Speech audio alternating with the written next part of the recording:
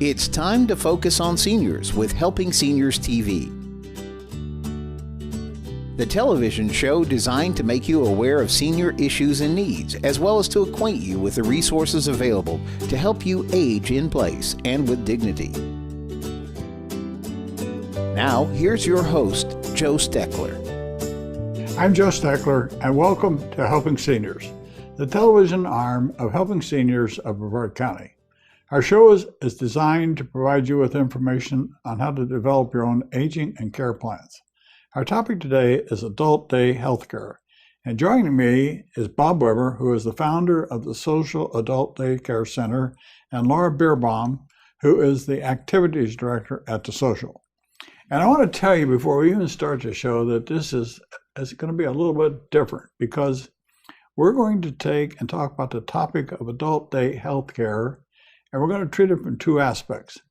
The first segment will feature Laura Bierbaum, who is the Activities Director, and we'll talk about how adult day healthcare fits into the overall element of care, and we'll try to focus Bob and Laura on the social activity side. On the second segment we're going to shoot today, we'll bring a nurse in, and we'll talk about how medical awareness is focused in adult day healthcare, and it's just a different look at how a patient progresses as they're aging. Yes. Agree? Okay. Yes, now, absolutely. Since we're doing this a little bit different, I'd like for you first, Bob, to describe a little bit of your background and what particularly qualifies you to found and then operate an adult day healthcare. Because most people say, I want to avail myself of that service. They have no idea how people get started. But I want people now to understand why and how you got involved in adult day healthcare, because it's important. I believe mine's a little bit different than most people, because I started out with a family that worked in healthcare.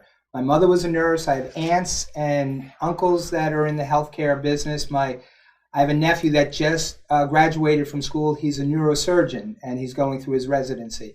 But when I was a child, my mother used to work in a nursing home, and back in the days, we used to only have those one-car families. Right. And my father would pick up my mom. We would all pack into the car, and we would drive over to the nursing home and get my mother. When we go into the nursing home, even back then, I remember certain nursing homes aren't the best of nursing homes.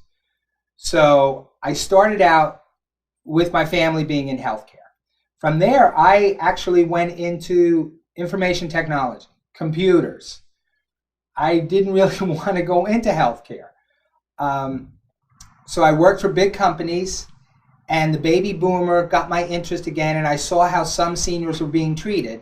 So I decided to open up a home health agency. And for 10 years, I used to own a home health agency just in Melbourne. The economy changed, and families were taking back the care of their loved ones. So I decided to help them out because of the cost to open up the adult daycare. But I'm going to interrupt you. But at the same time, you're talking about cost. You're already thinking about the stress and the strain on the caregiver, and that's where you start into the picture. No, too. you're absolutely right. We saw that all the time. When I owned the home health agency, we would go to the home, and we saw the stress. I'm seeing the stress right now with family caregivers coming to the adult daycare. They need a break just as much as the participant needs some activities and some action, some stimulation. So, but we're going to talk about, we're talking about that, but we're going to talk about something different after Laura gets a chance, and you don't monopolize the whole show. I tend to do that. Yeah, that's right. But we're going to make sure that people understand that what you two are trying to do here as a different aspect to adult day healthcare. Agree? Oh, we're out of the box on this one. There's no other adult daycare around that does what we do. Okay, somebody might make you eat those words, but if you live up to what I think you want, what your expectations will be for the social, that you might be able to come back on a show a year from now and say, see, Joe, I told you I could do it. I told you so. I told you so. Right. Laura, your background. What do you bring to this equation? Well, my background, I've been working since 1984, right out of University of Florida, with seniors. I was a community service director down in Miami at a large retirement center, where I basically did community outreach. I brought in the guest speakers. I formed the talent to put together for the activity programming, the classes on fine arts, the discussion panels, put together all the parties, made sure that everyone in my general area got to their meals and had a personal touch. And from there, they went on to the experts in this place, particularly into the nursing home, where they had their own set of specialties. Okay. As I worked with seniors from there on in, I kind of honed in on the dementia. I just have a natural proclivity to working with those, and a lot of patients with those with dementia. So I've gone through activities at different facilities. I moved down to St. Lucie County and Martin County, where I really was the director of the dementia unit, not just the general population, but the specific population, which has its own set of needs. Was that in a retirement community?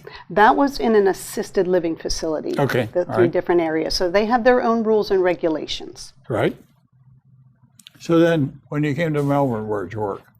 When I came back here, I focused on private duty care, in-home care with those that I could give one-on-one attention to, more like a social secretary, where people were still able to be active within their church or having. Okay. Sort of fit in with what Bob was doing with his company. Mm-hmm. But then you got involved with Autumn House. I got involved in Autumn House. So that was years prior, before I ever left Brevard. I had worked in the Autumn House as an activity director there, which was a wonderful spot because they had the two different areas. They had early Alzheimer's and later Alzheimer's, but they also had the open air space that you could traverse between the two. But Autumn House was a locked facility, yes, which prevented clients from getting out. Correct. So a lot of times, and people don't ever make this connection. I can't, and I hope the director or the owner at Autumn House would not take me to task for saying this, but it was, I would say it's an extremely updated insane asylum from this aspect. Well, out of necessity. Out of necessity. It's not that they're locked away sometimes for their own benefit, but the beauty, if you don't mind, of Autumn House. You give me a chance now. The beauty of Autumn House was because it had an open floor plan that people that were what we considered pacers could make a continual loop. They could go in a door, out a door. So they were not restricted from outdoor activity. They were not restricted from where they could go. But in they were the 40s and 50s, this country had a large number of what we lovingly called insane asylums, because that's exactly what they were. But we've gotten away from that. And we had organizations and facilities like Autumn House that were beautiful, had activities. I knew the cook there. The meals were gourmet meals. Mm-hmm. The people, that the staff there worked with the people. Then we start improving our adult day health cares. And then we start having innovations in adult day health cares, which added another piece to the puzzle to make all this care more real. So now, enter the social. Why did you start the type of adult day healthcare you did, Bob? When I did a lot of research, I found most of the adult daycares are cookie cutter. They're the same type. They're either very small and they don't have a lot of activities. It's more for babysitting instead of really having seniors do things, or they're for advanced Alzheimer's participants that they just weren't manageable. They had to go somewhere. My facility is more, if I wanted to describe it in just a few words, it's like a senior center with caregivers, licensed healthcare workers. Okay. We have everything that you need, and it's homey. It's very warm and inviting. It's not cold and industrial and institutional. I agree. Yeah. Now, Laura, as the activities director, in the previous type of work that you did with retirement communities, with Autumn House, how do you see your accumulation of experience in that environment, that setting, being used here in the social to change things? Well, I see the social as being a gap, a social gap between those at home and those that need to be placed.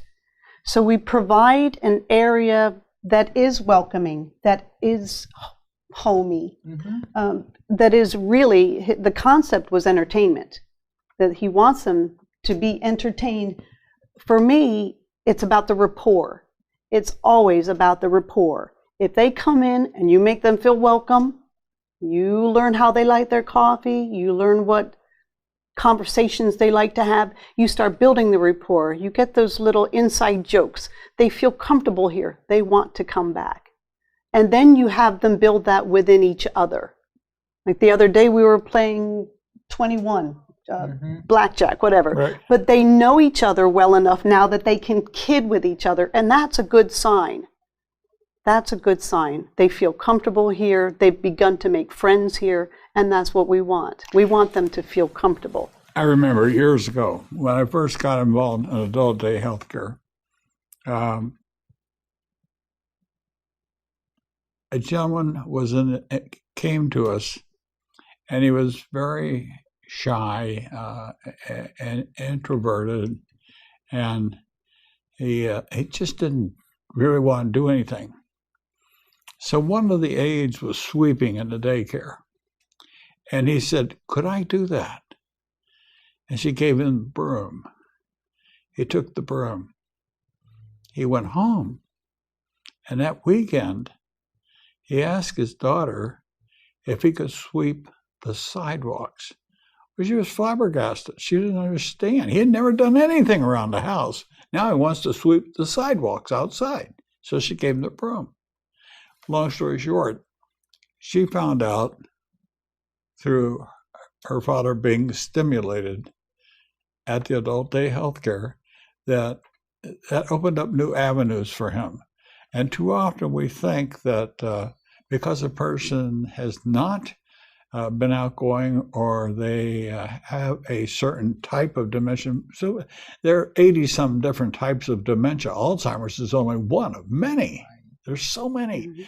But it's your job, and that's what we'll talk about in the other segment we're going to do, is how the nurse interacts with that. But now you, as the activities director, are doing something entirely different. And as we're talking, I hope that we'll get some of this in what we call B-roll. So as we're talking, we'll be able to put some shots in so that people will see how people go out and interact with others. That's important. We have a couple of scenarios that you were just talking about with your participants. We have one participant in particular that came in, same scenario, and I'll let Laura talk about it because she tells her wife, his wife, all the time of his progress. In the beginning, she wasn't able to sleep. She was always worried. He was also introverted. He was very quiet and shy, and he comes thinking he's a volunteer, and he was very quiet. And now, talk about him. Well, he's assuming a new role. He's doing a lot more than just being quiet now. Yeah, he and I share a similar kind of sense of humor. You know, we can be very serious at some points, but now and then a joke will come up that it'll floor me, that he will come out with something so clever and witty. But he tends to be the introvert. He'll be on the outskirts. He'll be sitting in the back when we have a special program. But when you're one-on-one with him, we were playing chess yesterday, and he'll just he'll light up. He'll just he'll say something so uncharacteristic. Yes. Is this the one who was talking about submarines? No, this is a brand new gentleman who had just come in today. Today's his first day here, and so I keep him engaged. In fact, I learned a great deal just keeping him engaged while his caregiver talks to our administrative staff. I was referring. You were talking about, yes, my person. friend, yes, who is... He was very quiet. Very quiet. He came out of one of the bathrooms, heard one of the songs playing, and started belting out the song. Yeah. He's never done that before.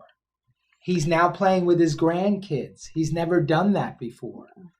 His wife is loving this. Mm-hmm. She's hugging me every day saying, thank you. Yeah. It's so different, she says. We have that bond. Yeah. And it's so important. See, this is what I hope our viewers are starting to understand by listening to the two of you talk about what you're experiencing real life with people that are in their 60s, 70s, and 80s, that there's a lot more to life than we often realize. And simply because we get old, we hurt, we ache, but sometimes our minds need to be stimulated. Yeah, but they need that stimulation, Bob. They're tired of sitting at home and watching the same shows. Or they've created a routine and all they think they have to do is sit in that one room, turn on the channel, and watch television all day. Once they come here, there's more to it. There's more to life. There's more that they do. They're interacting with they're socializing with the other people. As activity director, Laura, what are some of the things that you have the client? For instance, when they park in the back lot and they come through the back door and they come into the entrance to the social club, I know how I had my people when I ran a daycare. I know how I had my people greet people. How do you greet the people? Well, I generally go, if I've never seen them before, I'd go up and offer them a nickel tour. And most people understand that means just let's go see what's around, get the lay of the land. But as I do it, I'm also trying to find out information from them. So I start with that rapport right from the get-go and see where do they gravitate, what do they lean towards, what questions might they have, and try to befriend them from the moment they come in. Now, it's usually, I'm sorry. Yeah, but don't you find that as you meet these people, that one of the things that I've experienced through my own experience with daycare has been the hands-on experience, the touching, the putting a hand on an arm, a hand on the back, handshake, or a hug. That handshake, yes. Laura takes them arm in arm, almost like they're walking down an aisle for a wedding. Yes, I do. So she does that. She grabs them. She says, "Come with me." Because they're warm. I'm always hugging. We're always touching. We're not cold. We're very warm here. Well, see, Everyone does the touchy. I never hired a person to work in our daycares if they couldn't hug a person. If they couldn't hug a person, I didn't want them around because I knew that the need for the warmth would not be there. See, we found out many years ago that in coping with people that had dementia, that one of the most calming things, well, two things you had to remember. First, you have to remember that if a person has dementia, you don't want to argue with them, because once you start arguing with them, it exacerbates their whole attitude, and they become unglued. The other thing is, I found out if you're just standing there, here, give me your hand. If you're just sitting there talking to somebody and just rub the back of their hand like that, it may not seem like much, but that touch, it calms the person. And you've experienced the same thing, haven't you? Very much. With touch and also with song. With song. I reach out to people through song. Well, Bob kind of said when talking about the guy belting out the song. That's important too. Yeah. Oh, he shocked everyone when he did that. It was like he's talking. Something triggered. He loved that song, and he was walking through the whole facility singing it. And the wife loved it. He's now in church, and they actually have to kind of quiet him down because he's really loud singing along during services. I know people like that in church that have perfectly nothing wrong with it. No, there's nothing wrong, but it's just so new for the family. They're saying, "Oh, now you're really loud." He's drawing attention, but he's out of his shell now. Yeah, I had a granddaughter one time decide she was going to sing in church when she was very young too, and I remember that very well. But as people get older and they get in daycare, I think you find that it sort of brings back memories where they tend to let themselves fit in with the atmosphere in which they're placed. And if it's a good atmosphere, which good adult day health cares can do, because you treat both the activity side and the medical side. And that, for the future of our entire care system, if we don't do a better job of recognizing that there are so many elements of care, we're not going to be able to combat this cost. You had an example you told me. How about telling our viewing audience about this program you have here, where if you buy certain things, because I think that the viewers will really enjoy hearing what you're saying. I know it's tough now with the economy. So what I decided to do with the company is to offer kind of like, these companies, you buy a product, you can have the same product of equal or lesser value. So it's BOGO. So it's a buy one, get one. If you buy 4 hours, I'll match it with 4 hours. So you'll get 8 hours. If you buy a whole week, I'll give you another week. The couple that we were just talking about yesterday, she says, I want to buy 6 months. So she has a whole year of services, which mathematically, it's only costing her $3.75 an hour. $3.75 an hour. And let's just round it. Including meals and everything else. Yeah, it includes the wine or the beer at the end of the day. It does. Okay, but let's look at this. If you're here 8 hours, 4 each or 32? Yeah. 32 times 5, it would be $160. Yes. 160 times 4, 320, 740. $740 a month. That person is taken care of for 20 days. The caregiver has a break. And if they had to go to just even a mediocre assisted living facility, at least $3,000 a month. Yes. At least. Mm-hmm. So I think we're starting to help people understand that correct, wise, timely, early on use of adult day health care is one way to help drive down the ultimate cost of care. Yes.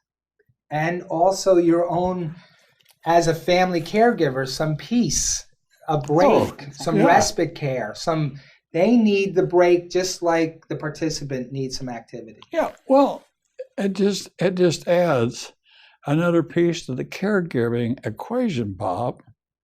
Yeah.